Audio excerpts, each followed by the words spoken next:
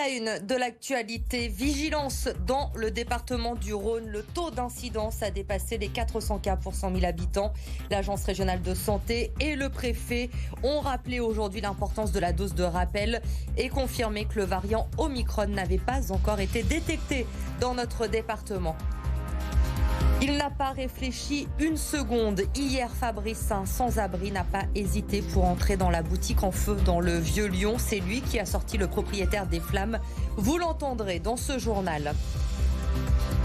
Offrir un bonnet ou encore une écharpe à un sans domicile fixe, c'est l'opération proposée par une friperie lyonnaise. Vous allez dans boutique, vous achetez un vêtement chaud et il sera ensuite distribué aux sans-abri de la métropole.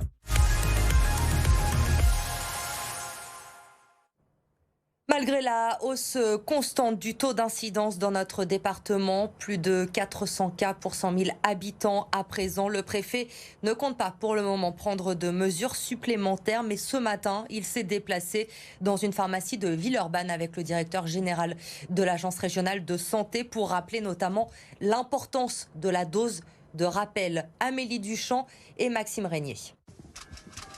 Dans cette pharmacie de Cussey, le maire de Villeurbanne s'est fait vacciner comme des centaines d'autres personnes depuis les annonces gouvernementales. On est monté jusqu'à 200 vaccins jour, en moyenne sur le mois de novembre, mais c'est une montée en puissance. En moyenne, on était à 60-70 vaccins par jour, ouverts, donc 6 jours par semaine. Et donc là, mardi dernier, 200. Je ne sais plus si c'est mardi dernier, mais il y a eu une journée où on est monté à 200, oui. Le guichet test et vaccination Covid ne désemplit pas. La pharmacie a même recruté 8 temps plein pour accélérer la cadence. Chaque jour, les créneaux de vaccination sont remplis en 10 minutes, à l'image de tous les lieux de vaccination de la région. Toutes dispositions vont être prises pour ouvrir des plages de rendez-vous, pour ouvrir des places en réalité de vaccination. Donc tout sera fait puisqu'il n'y a pas de problème d'approvisionnement en vaccins. Et je suis sûr que toutes les dispositions, on l'a vu avec le pharmacien que nous venons de visiter, toutes les dispositions sont prises pour que les gens puissent se faire vacciner.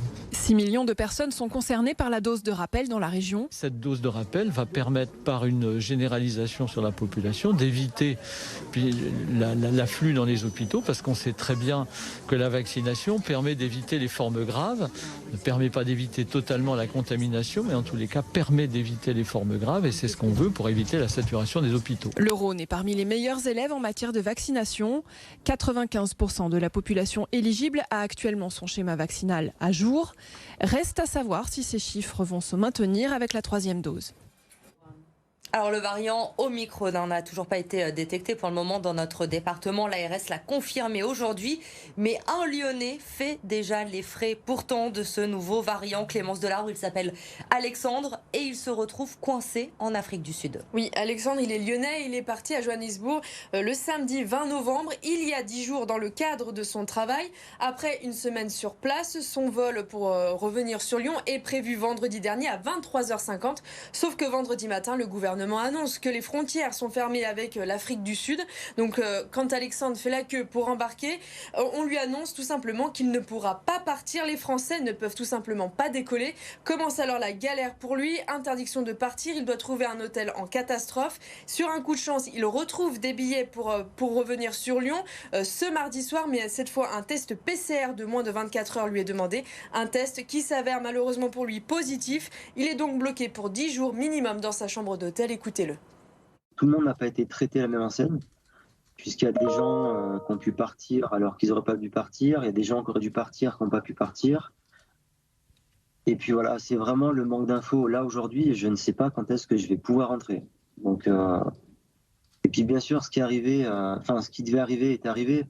On a été plus ou moins parqués dans des hôtels bondés, un peu en huis clos.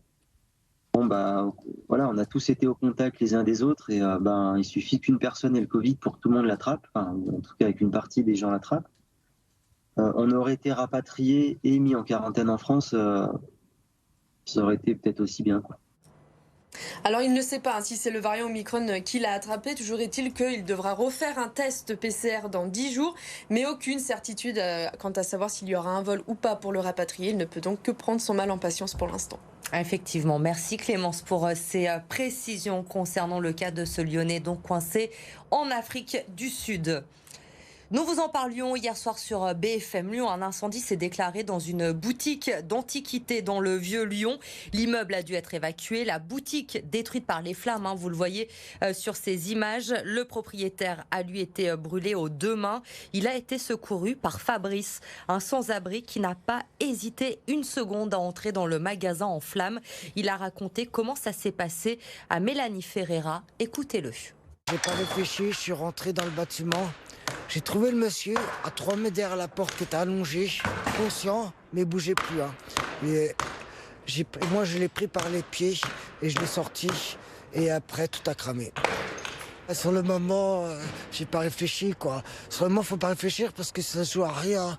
2-3 minutes après, tout cramait. Donc, c'est après que je me suis peut-être dit ce que j'ai fait.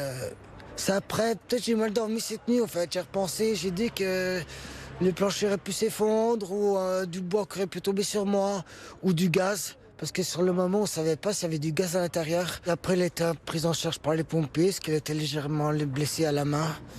Mais tout va bien pour lui, je pense, même s'il a tout perdu, malheureusement.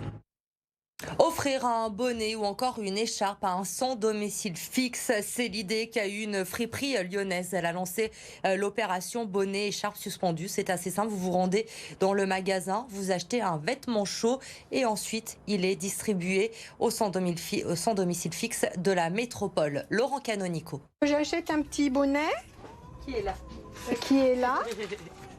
Et puis la semaine prochaine, les maraudes distribueront ça à une personne qui en a besoin dans la rue. Sans même lui avoir proposé, spontanément, Annette vient d'offrir un vêtement chaud pour les sans-abri. 4 € le bonnet ou l'écharpe de seconde main pour en faire profiter ceux qui passent l'hiver dehors. C'est le principe de l'opération bonnet et écharpe suspendue, imaginée par cette friperie lyonnaise. On est touché par ces gens qu'on croise le matin quand on vient travailler. Et voilà, les fêtes de Noël s'y prêtent. Peut-être que les gens auront d'autant plus envie de faire un geste solidaire. C'est des choses qu'on fait, nous, à échelle individuelle, le reste du temps. Et on a voulu en faire quelque chose de collectif avec nos clients et tous ensemble avec l'équipe. L'opération, lancée début novembre, a déjà permis de récolter une centaine d'écharpes et de bonnets, mais rien n'empêche de financer de plus grosses pièces de textile. Super, c'est ce qu'il faut faire. Et de plus en plus, on ira vers ça, vers l'entraide et le partage. Pour moi, c'est ça. Leur offrir un petit quelque chose matériel pour leur permettre de lutter contre cette période, je trouve ça super important et c'est un petit geste pour elles d'affection. Si ça peut donner envie à d'autres commerces de mettre ça en place, parce que c'est à la portée, je pense, de beaucoup de commerces, c'est une très bonne chose. Des bonnets et des écharpes cet hiver, d'autres vêtements au printemps. La précarité ne connaît pas les saisons. La 16e journée de Ligue 1. Demain, l'Olympique Lyonnais reçoit Reims avec l'objectif d'enchaîner après la victoire à Montpellier dimanche soir. Mais les Lyonnais ne pourront pas compter demain sur le public puisque le Groupama Stadium sera fermé aux supporters. Huis clos à titre conservatoire. Vous le savez, décision de la commission de discipline de la Ligue.